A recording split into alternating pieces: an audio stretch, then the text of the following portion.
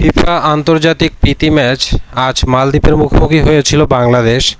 ঘরের মাঠে দাপটে ফুটবল উপহার দিলেও সুযোগ মিসের মহড়ায় হার নিয়ে মাঠ ছেড়েছে লাল সবুজরা। বসুন্ধরা কিংস অ্যারেনায় মালদ্বীপের কাছে দুই প্রীতি ম্যাচের প্রথমটি 1-0 গোলে হেরেছে বাংলাদেশ।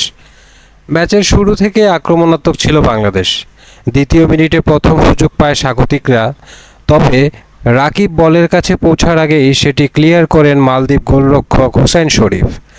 ম্যাচের চতুর্থ মিনিটে লক্ষ্যভ্রষ্ট হেড করেন মোরসালিন। পঞ্চম মিনিটে প্রথম কর্নার পায় বাংলাদেশ, তবে সফলতা দেখেনি স্বাগতিকরা।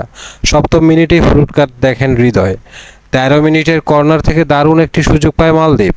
মিতুল মারমা শুরুতে বল ধরতে না পারলেও শেষ পর্যন্ত বিপদ হয়নি।